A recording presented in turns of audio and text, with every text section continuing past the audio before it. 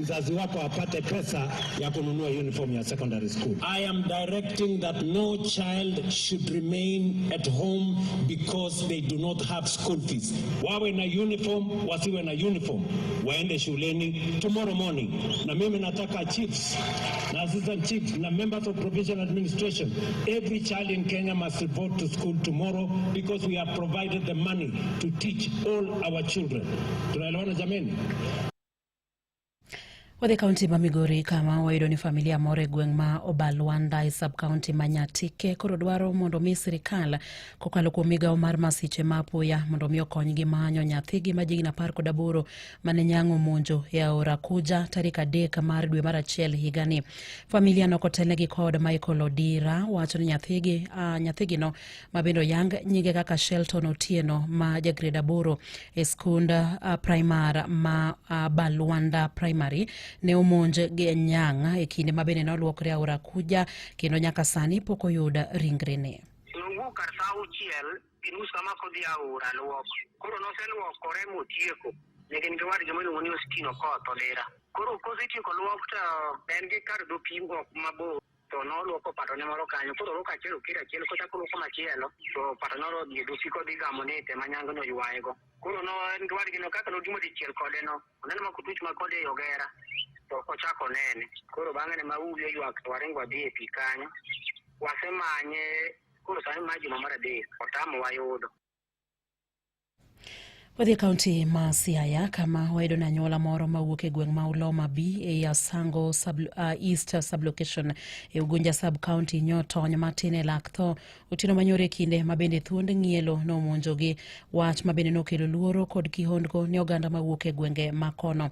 Elena Uda manyo ni e dala negi nyithinde kar Sadik mar Otieno nyori kosetieko migago mar Otieno ema nyeo winjo giyo wach manyoche jogi mokalo kagiparo ni samoro ng'ato marach nyodonjo pacho kanyo wuok oko ema bende no neno gimoro malenye mudho ka ne odhi machiegni to ne orodhno gi thuond ng'ielo no. Jafwambo marwa George Amolo nigi ler mathoth e wachni kowuok e kaunti ma Siaya.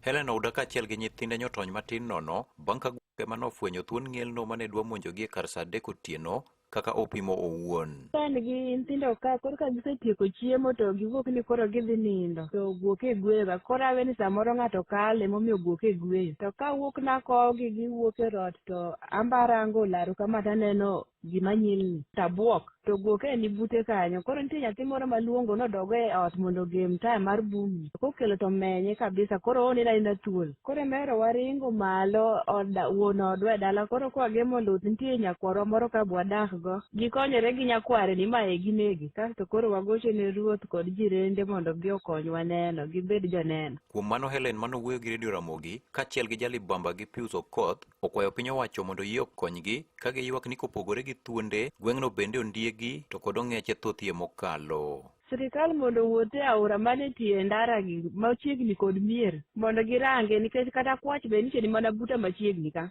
to noluongo jogem go ba gibiro gikelo sanduku nendo kar ka for 1 week but nok gimake koro karwa ka giwuothe yawa kinyalo hinyo kata wahia samoro iwuok idhi kata kulo nyathine e dala kende gira inyalo yudo kosenego nyathi gik mabila gi hinyo himowa kabisa waromo kodgi mang'eny dware mondo orji obio dwar thuondegi gondiegi kodong'eche gichando wakairiwo kabisa wadak gi shida wani kindwa wane kwayo magwa. Jalup Ruoth ma Sango East Sublocation kuno migosi Kelvin Opondo oyango wachno ka en bende okwayo mana piny owacho mondo mi omanyie yor tieko midhirogo ka jopiny bende okono mondo bed akicha. Issues mag wildlife to chandowa. Especially we have a stream here ma en perennial stream chando wakani kabisa if you live alone kiwe kata mnang'ielno ni ong'eche chando ji ka erigo mok nyal ta harvest oduma then koro neno time mang'ielno ni odonje dala mama ni to ben mama man kende jaode no kotiyo koro gigi chando wakae ma wa appeal no jo Kenya Wildlife Services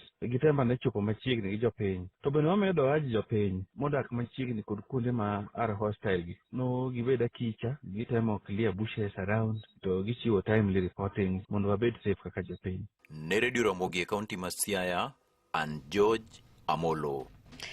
Alan Omondi Ogola mabende na chich mabindi tudu kod nek mar jaod bura machon makasipol Charles Ongondo Were koro loki kendo koro biro bedo kaka janeno mar piny owacho. Jamin buche onyiso do ni Ogola biro bedo janeno mokwongo ka ochak yalo burano kendo tarik 9 mar dwe mar 2 kar saa 2 mar okinyi ka joneno mamoko 5 bende geno ni biro chiwo neno mag-gi odiochieng'no. Jang'ad bura Diana Kavedza ogolo chik ni okil Chacha Mwita kanyakla kod Ogola mondo mi ket kare neno magin godo kapok ochopo odiochieng'no mar yalo burano mabende biro chakore tarik 9 mar dwe mar 2 higani kar saa 2 mar okinyi. Kawadhi nyime ni jopuonjre mabende kwan gi oingo 600 kaunti ma Siaya nyoyudo basari mar chek mar omenda maromo milion 4.8 bwa gucho omenda mano mar ngaf.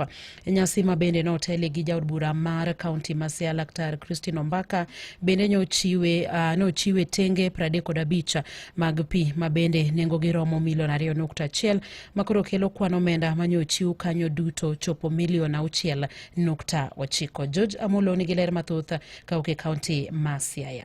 Kano wuoyo e kinde manyo gichiwo muo mag basari go eko e nyasi manobagi Siaya National Polytechnic, County MP ma Siaya Dr. Christine Ombaka nofulo ni jopuonjre ne gimiyo basari mar siling 10,000 moro ka moro. I was issuing checks, bursary checks to needy students. It was also a day I'm giving out to schools water tanks, and I'm also giving the female students sanitary pads. Although the fund we are given is so little, I'm still very proud that I was able to give at least 600 students bursaries, each child getting 10,000. The intention is to retain them in school and to make sure that they complete their education successfully so that no child drops out of school. Ofulo ni kopogore gi basari no, jopuonjre manyiri bende no yudo taulo mag ria ka koro ni to kwayo ni kaber to piny owacho nego medi omuom ma imiyo gi e bwo chenro mar agucho muom mar ngaf no ero. It is for both boys and girls, only that the girls will benefit a little more by getting sanitary pads.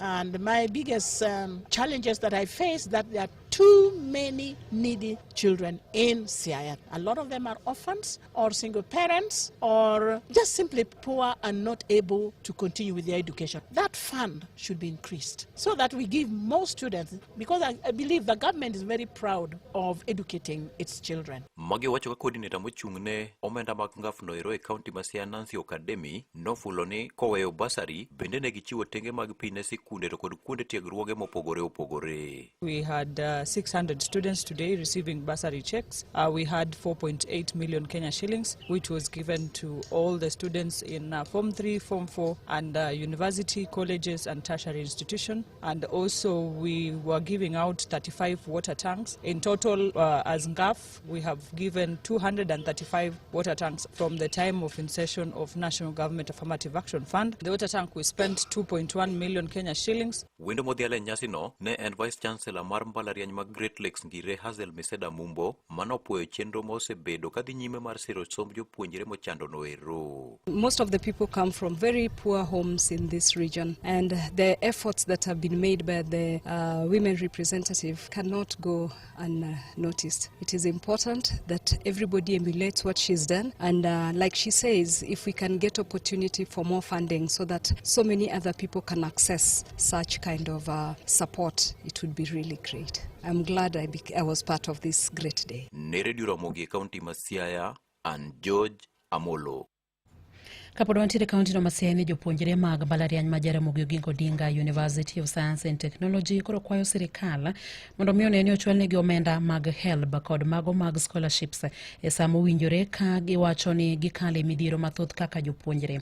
Clinton Omondi Oyaya mabene en jatend jopuonjre e mbalariany ma Jaramogi Oginga Odinga University of Science and Technology wacho ni thoth jopuonjre kale midhiero mathoth ahinya e kinde mabende omenda makamago odeko chopo negi. Our comrades are not fully satisfied with how they are receiving their fundings. Our government is a good government, yet it has been doing better. But this time round, our comrades are just requesting that if it is possible, the disbursement of their loans be done as fast as possible. Those who don't have batch numbers be issued with immediate effect.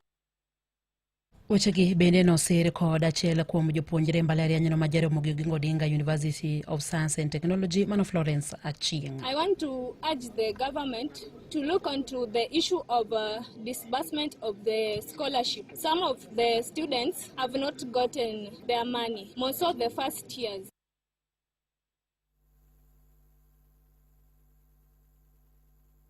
Imedo winjo weche manyien gi Roda Odhiambo. Sirikal ko mamalo dhi nyime gi chenro mar chiwo pande kod ndiko joluto ombulu manyien e gwenge mag Nyanza, kama bende gigeto chiwo pande ne oganda miche gi miche ma bende pok oyudo bokego e gwenge mag kono. E kaunti ma Kisumu, chenro no nyo time skund primar ma Lendu e Kobura Ward, kama nyo gigeto ting'o malo rang'iny mar ndikruok e chenro no e kaunti no ka owuok e atamalo 49 nyaka atamalo 58, kaka ileronwa kod jafwambo marwa e kaunti ma Kisumu, Alan Obiero.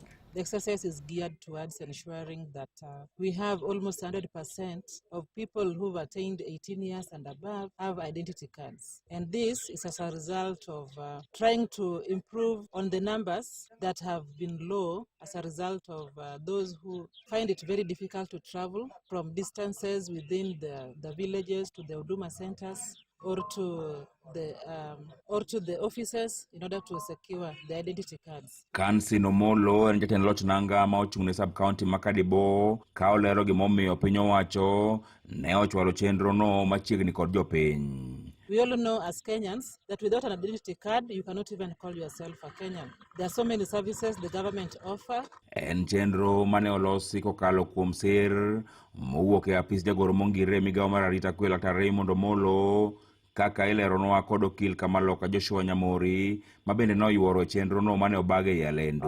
Ma watimo mondo wami jothurwa duol mondo ka sa ochopo mar go kura to gigo kura, but at the same time pande eminya receive go services mag sirikal mondo gibed able to receive services mag sirikal. So akwayo jotelo te josiasa, jo civil society professionals mondo wadoge e gwenge wate mondo wati gi goodwill ma wan go kuom sirikal to make sure ni jowa obedo mobilized mondo ka kipande to jomoso bido kipande mondo bed registered kaka voters. Gino maisiro kod Francis Owuor matiyo e apis jalup jatend piny. Koro sani endi iyudo ka sirikal mar broad based osewuok oko kendo oketo resources mondo neni atamalo mane wantiere ma 38%, 40% wadhiro mwachomo wadwani wachop kata 6. Koro sama maendi watimo wakao responsibility to jok moko to tijgi en kiko iti jaluo gi gik mok donji gik makata direct ma dang' ipenj ni miwa alternative direction tiwinjo ka onge. Koro tijgi en ni gimanyo power to responsibility to gidwa timre na o gidwa bedo gode. An kaka nonyuola ng'eyo ni power and responsibility dhi kanyakla. Kopo ni gidwaro power gikaw responsibility. Ka jopiny bende ne ogolo duondgi.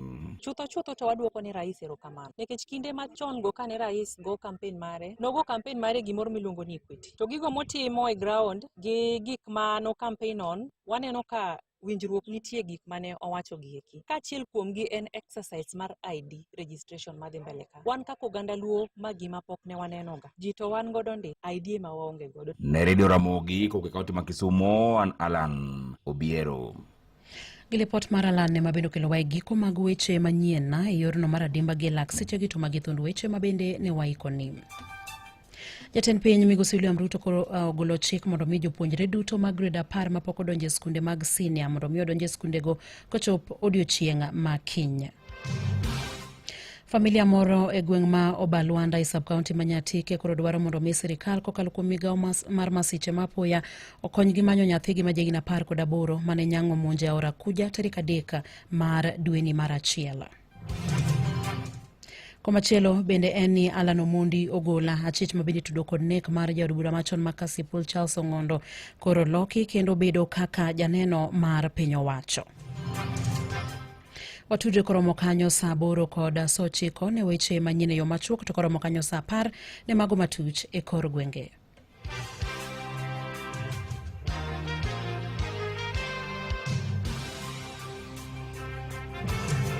Mago ne weche manyien gi Roda Odhiambo. Ramogi Radio Ramogi Kar chuny jaluo. Weche tuke e Radio Ramogi. Machiegni kocha maduong' mar tim mar Wakeini mapacho kae mano mar volleyball Geoffrey Omondi owacho ni okomor tok piny Kenya wito thuolo mar bago tuke mag volleyball mag Afrika ma higani mabende ong'ere kaka Confederation of African Volleyball Zone V Club Championships. Kenya nonego bedni bago tuke go hikinde tarik 8 nyaka tarik 16 mar dwe mar 2 higani. Kata kamano e barua mabende ncha ne ondiki tarik 19 mar dweni yango ni tukego koro chor nyime seche gi mabende riwruok mochung'ne tukego rango piny machielo mabende nyalo bago tukego. We would have liked to see most of our players at that competitive level. A bigger number of clubs would have participated. That would have given us a more bigger picture of what they can do when we have foreign players, when we have international players, when we have professional players playing against them. So it's not a good thing that we didn't host. Jalup jatende riwruok mar volleyball Paul Bitok olero ni ne omigi thuolo matin mokalo mabende nomiyo piny owacho bedo kod pek yudo omenda mabende dwarore ne bago tuke makamago. The rules now with the Ministry of Sports, you have to write 3 months before. So we already have the team which starting in preparation for the African Cup of Nations. So we want to concentrate with one, and that is the African Cup of Nations. Komachele ni kocha maduong' mar Kibra Black Stars mano Idi Badi koro kwa jotuke mondo oketenge wechego mabende timore e club no kata e team no kancha bende no rodh gi gonde 2-0 e kinde mabende ne girakore kod Mombasa United e giko dira mokalo. Wacho ni koro nito nego gitim ikruok makare mar neno ni giyudo loche tuke mabiro. Tutasema tuko sawa kwa sababu tushapata timu yetu ya first 11. Na vijana wangu hata ukiangalia wamecheza mechi nzuri. Ni chances zimekataa. Wakati unacheza nje ya nyumbani unaona umecreate chances lakini zimekataa. So tunashukuru Mwenyezi Mungu. Wacha tujiandae. Najua tutashinda. Timu yetu iko sawa. Wacha turudi tujiredeem tutakapocheza home match against Naivas. Kawatieko weche mag tuke eni mane en manager mar Harambee Stars mano Willis Waliula bende koro siro mokalo tim mar Kenya Rising Starlets ka bende wacho ni ginyalo tugo tuke e yo makare mar mondo mi gibed joloch tuke mag FIFA Under 20 World Cup. Warembo wameenda vizuri kabisa na feel tunaenda kuperform. The team iko sawa, wanaenda kuperform. Watude koromo kanyo saa 10 ne weche mamoko mag tuke.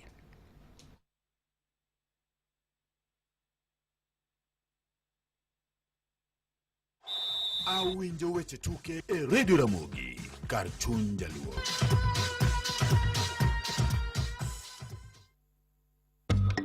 Radio Ramogi.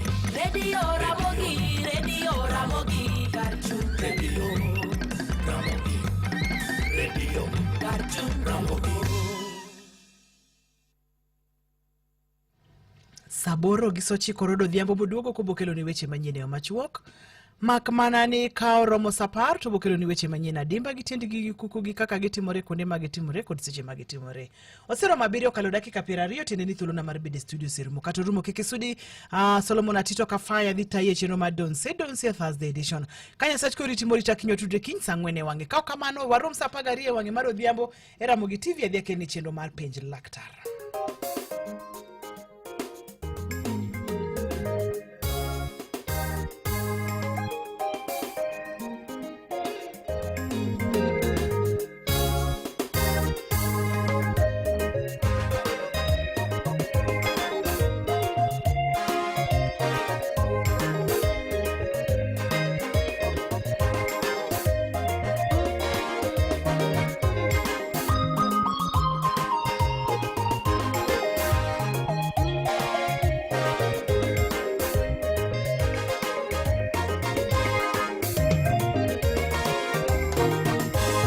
Yesu nochiko jopuonjrene biuru mondo walandi injili wan be kwachopo twawacho niya wuoguru walandi injili.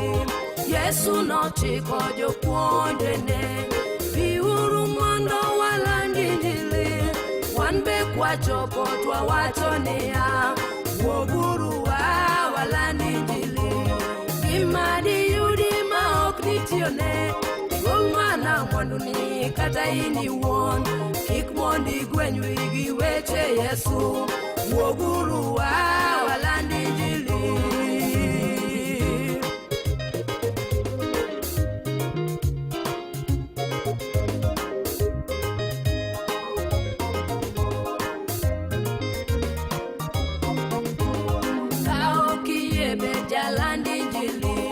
Katigol mana mwanduni odhi olande kaka Paulo gini netimo yeni oko ionge gi yie ka okiyie be jalandi injili.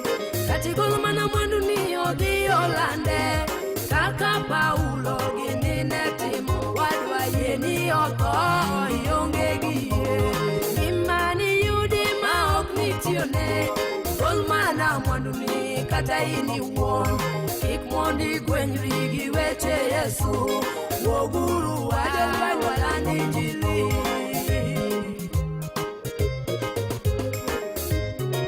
Hallelujah.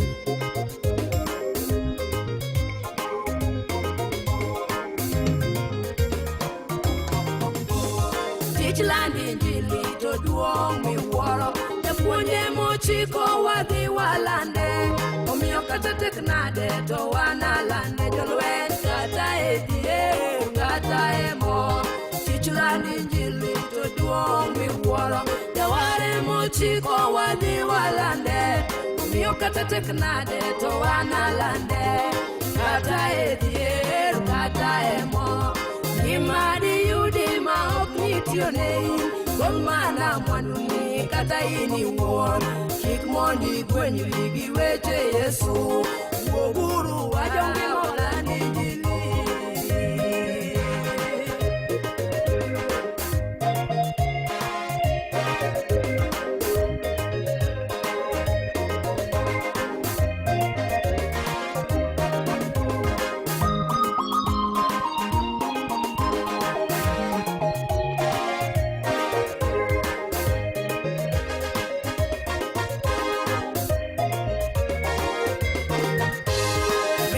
Miting'o kod mwandu nite mag Nyasaye onge mari rieko kod ng'eyo gi lony duto miri onge nyathiwa mari onge ringruok miting'o kod mwandu nino te mag Jehova ok mari rieko kod ng'eyo gi lony duto miri onge wadwa mari onge gima diyudi ma ok nitione igol mana mwanduni kata in iwuon to kik mondi gwenyri gi weche Yesu wuoguru wadolweny walandi injili.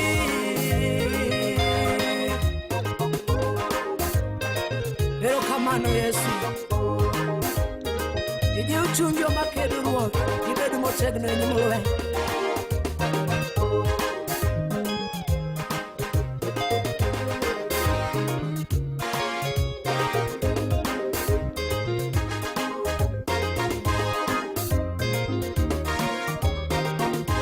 Masirata winjo karita eyo ket gidu gituo girem chandruok kod thagruok makelo nako ayiego te anaselokora. Masirata winjo karita eyo ket gidu gituo girem chandruok kod thagruok makelo nako anto ayiego te aselokora. Gima diyudi ma ok nitione gol mana mwanduni kata in iwuon kik mondi gwenyri gi weche Yesu wuoguru wajonge molandi injili.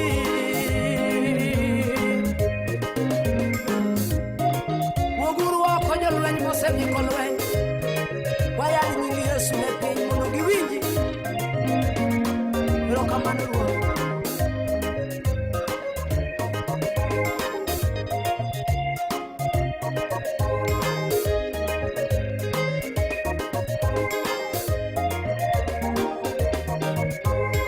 An wach mang'eyo to en achiel remb Yesu luoko richo na owan Morita polo ma ok noru. Morita dier, wan wach mang'eyo to en achiel. Lembi Yesu ruodhwa luoko richo te. Morita polo ma ok noru. Morita dier jongima, morita dier gima ni yudi ma ok ni Ramogi Radio. Pinjari mutokni kata boda boda wan kod wach maber ne in. Sani koro nitie platform manyien mayangi kendo chulo kindani ma isebedo ka itimo. Machiegni Ewigo. Ewigo wagendere pewa, wayangi kendo wachulo tiji matek misiko itimo. Mondo iriri kodwa kawuono gima itimo yot mokalo. Bedo na kod obok mag PSV license, good conduct, insurance mopuodhi, ID kod logbook mari. Wabiro pudhi monge chiedhe nadi moro amora. Riemb seche ma idwaro kendo yudo commission kaka driver maber. Download Wigo app kawuono e Google Play Store kata App Store. Benyalo ndiko ote machuok ni Wigo kasto ioro namba mar 20425. Wigo. Wigo.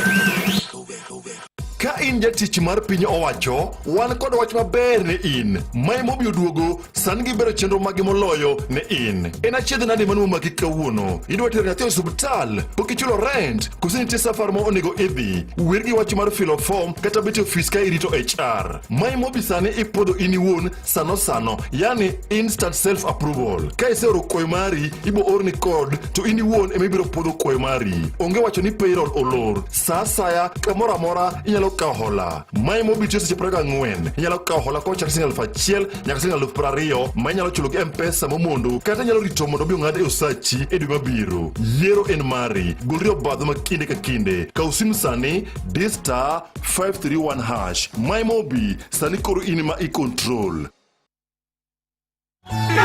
Don't say. Radio Ramogi. Cartoon Jaluo.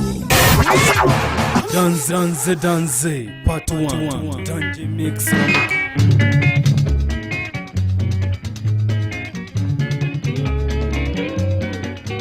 Kaima siba kopenga sheri bondowe. Nasala tingoma kwela penda divorce. Nakoluka ngoze no mea kolinganga eko mama.